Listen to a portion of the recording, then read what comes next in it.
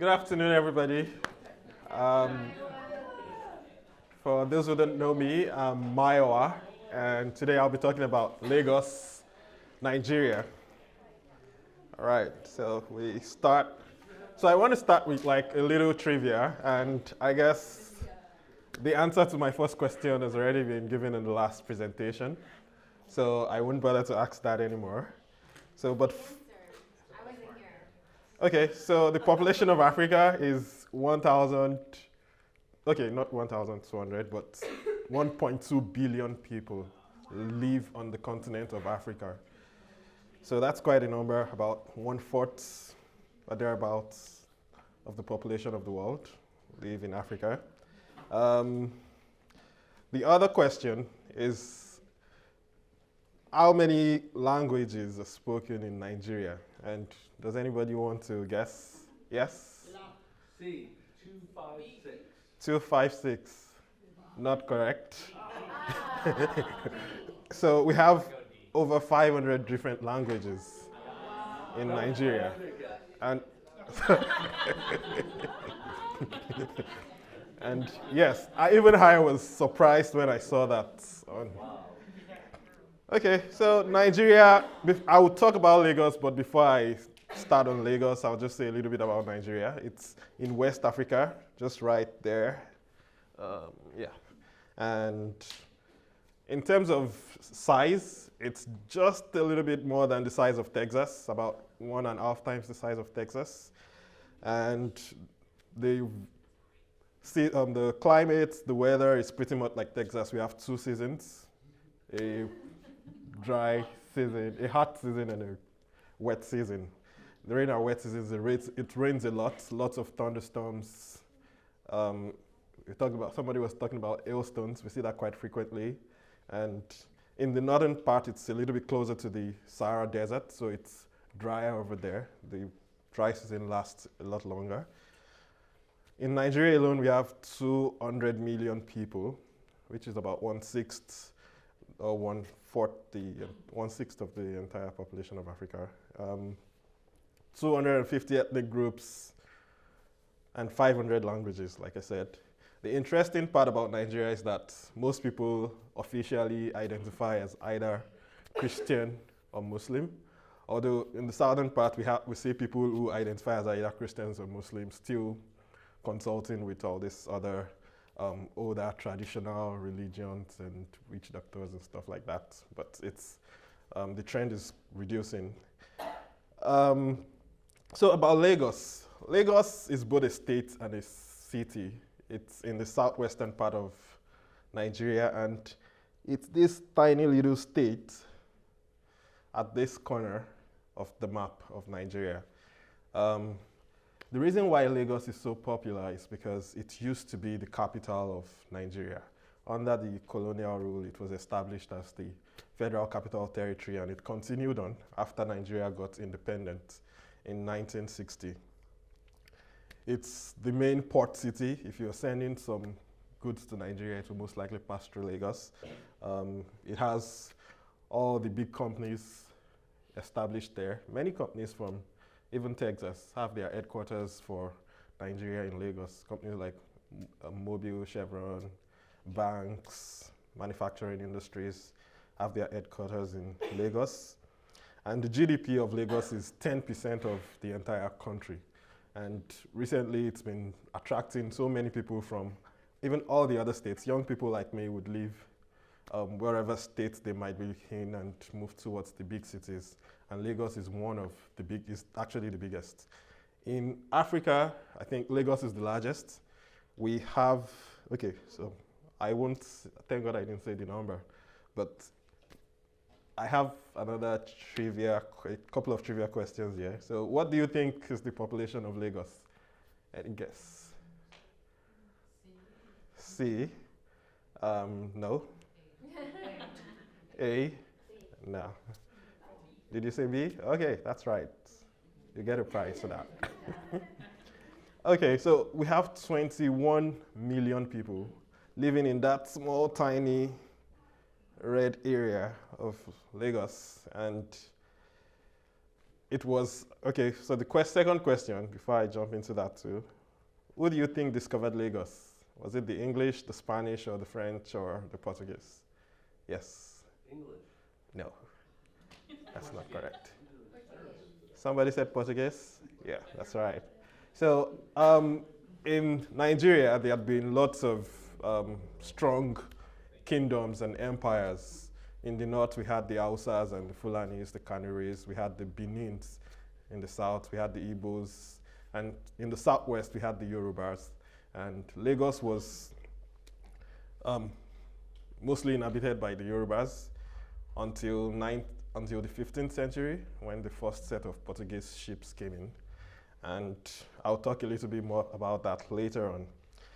So I talked about the population, 21 million people. However, the area of Lagos is just about the size of Houston, which means it's obviously denser. Now, this is extreme. This picture right here is extreme. This is a popular market in Lagos called Balogun Market, and it's like where everybody goes to buy clothes and buy things for Christmas and stuff like that. But in terms of density, we have 20,000 people approximately per square mile, which is quite a lot. There are very few countries in the world that have it that dense. A little bit of history. Like I said, it was settled by some Yoruba fishermen, and later on, Portuguese came in the 15th century, and they named it Lagos. There's actually a town in Portugal that is also called Lagos. So Lagos was named after that town, although right now, Lagos in Nigeria is much bigger than the one in Portugal, but the one in Portugal is a little bit more beautiful than the one in Nigeria, so both of them got things going on for them. All right, so it became the hub for slave trade. Slave raiders, who were more or less indigenous people, would go interland, further into the country, and engage in battles and wars, capture people, and then sell them as slaves to people on the coast. So Lagos grew out of that slave trade, and even right now there are places in Lagos where you would go and they would tell you, oh, this is where the first set of slaves were sold into slavery in Lagos. But after slave trade was abolished, it became like the British colony headquarters for the region of Nigeria. At that time, it wasn't called Nigeria. And then it was made the capital. And when we became independent, Lagos became the capital. But now the capital has moved to another city. So in terms of employment, we have all sorts of people, traders, mostly, I would say like 80% of people are engaged in some form of either blue-collar job or some form of trading where you sell goods in the market. Also, we have lots of big companies that are there. Unemployment rate is quite high, so we have a lot of people who are seeking jobs. In terms of quality of life, living in Lagos, I should have given some background actually. I spent just about a year and a half living in Lagos. I grew up in Ibadan, which is a city that's like, say, 75 miles away from Lagos, so it's quite close. But living in Lagos makes you appreciate some of the things we take for granted in USA. For example, you don't expect to have electricity every day. If you have electricity maybe 20% or 30% of the time, you're good enough. You can iron your clothes, do all the things you need to do while there is electricity. So what you see is that most people would actually have their own private generators. And it's the same for most other things. Water supply, you most likely have a well in your house. Sewage system, you have to dig a pit, something like that. And then because of the overpopulation, we have lots of traffic jams. That makes what we see in Texas or in Houston look like, that's just easy. That's like babish. I mean, when I was working in Lagos, I would leave home. Where I was working to where I was living was just about, say, 7 miles, but it would take almost 2 hours to get to work. Wow. Yes. and back in the evening. We would wake up, I used to live with my uncle then. We would wake up around 4 a.m., get out by 5, get to work around 7, 7:30, stay at work till like 5, and then spend another 2 hours trying to get home. So it's by car, yeah. Sometimes you could walk, maybe it's better. Yeah, but that's just how life is for many people over there. The same thing applies for things like waste disposal, healthcare, some of the things we battle with in Nigeria. We don't even think about it here.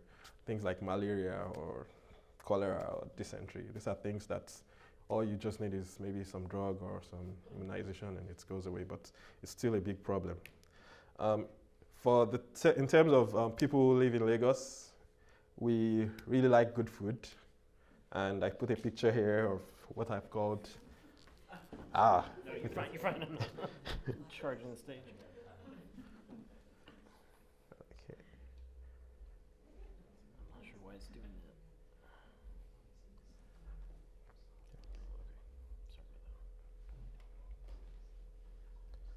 that. Okay. Yeah. All right. So I was saying that in Lagos and Nigeria in general, we like good food. There's this food called pounded yam that is almost like the favorite of 50% of the people who live in Lagos. Pounded yam and egusi soup. We like parties a lot. So almost, because we work so hard, life is quite stressful. During the weekends, there's a 80% chance that you'll see everybody is going to one party or the other. And when I say party, it's like all these big elaborate events where you'd have people dress up, spend a lot of money. You can see here, what's going on here is people are dancing on the dance floor and people are spraying them money. So we like that. We call it Owambe. And apart from that, we like movies a lot. We have a big Nollywood industry. We make very, I would say very cheap. I'm a fan. Oh, really cool. Yeah. So we call it Nollywood, after Hollywood. And it's known for making so many low budget movies. So I think we've come behind India in terms of number of movies produced annually, although the quality might be a little low. For example, this is a movie in Nigeria. It's called Wakanda Forever. But that was just like, I would say it's our own version of Black Panther. So you can imagine what would be there. We also like soccer a lot. We call it football. So if you talk to any average Nigerian man and you start talking about soccer, I would say you're in the safe zone, except the person is supporting a team that you don't like. All right, that said, I'll quickly rush over this. Lagos is a place where you have extremes. You'll see people who are living in very rich and expensive areas. You see people who are living in abject poverty and squalor, even side by side. So you see places where the houses is like what you find here in Houston, neat and quite okay. But you also see this where people, or maybe I would say 70% of people live in slums where you would not want to be in. We have places where people shop that look just like Target or like Walmart. And we also have markets that look like this. Sometimes the food you get in places like this is sweeter than what you get in those other stores. But we also have good education in some areas for people who can afford it.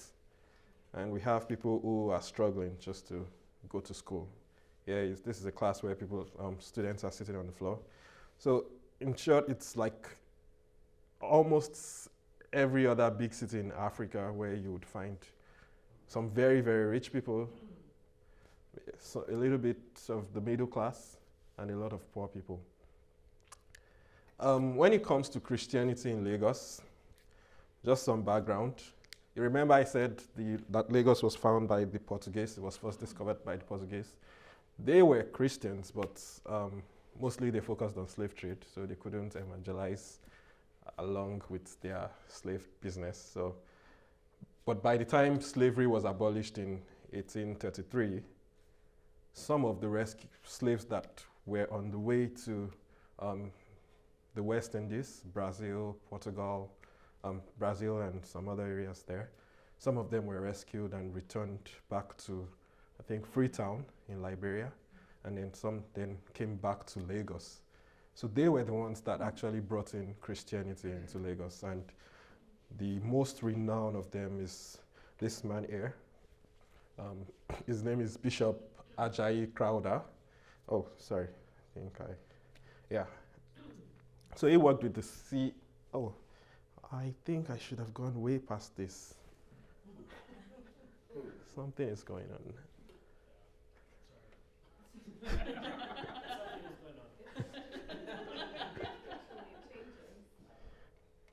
Let me end sure.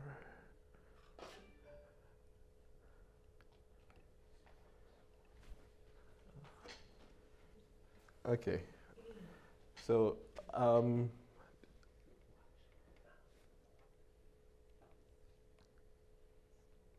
so I'm on a different slide and it's showing me something else here, so I don't know what to do. Okay. I don't know what is up with it today.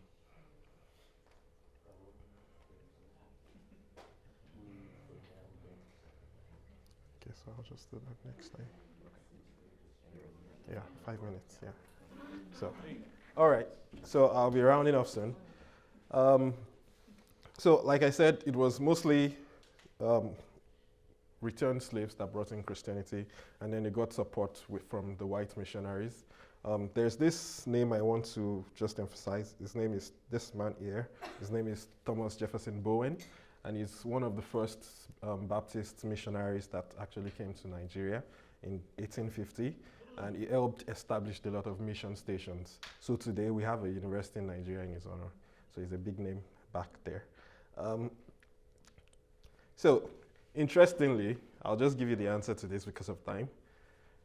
BBC carried out a poll, and they found out that in Lagos, 100% of the people identify as that they believe in a God or the other, with 0% atheist.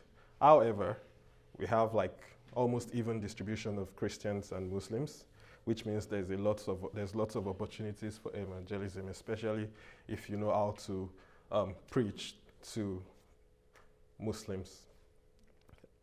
Many people consider Nigeria to be a very to have a religious set of people. Church attendance is high. There's a church on almost every street. We have a lot of mega churches that make Lakewood Church look very small. We have churches where we have 100,000 people capacity churches in Nigeria. However, even though we have these big churches, many people still are disillusioned because there's a lot of prosperity preaching, there's a lot of materialism, very little focus on real in-depth spiritual growth. Many people don't preach the Bible.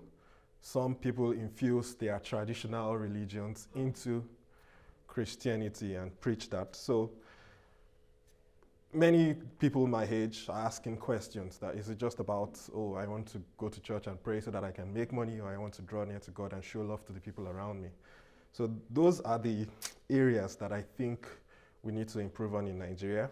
The good part is that because of the large number and the big churches, salvation is still being preached, which is a very good thing. A lot of people still pray, especially about the things that we don't really think should be prayer points. In USA, we pray about those things. In Nigeria, you're free to talk to people about Jesus. You can be in a bus and at least tell the next person that Jesus loves you. Would you like to follow me to church? Yeah, and you tell them you're going to hell if you don't listen to me. Yeah, so that's the good part. But the prayer request is that we should have more Bible-based preaching. People should show more love. There should be more outreach and mission organizations so that people can really see the light and actually give their lives to Christ and be committed to their churches. So I think that's all I've got about Lagos. I think I'm just right on time. Thank you.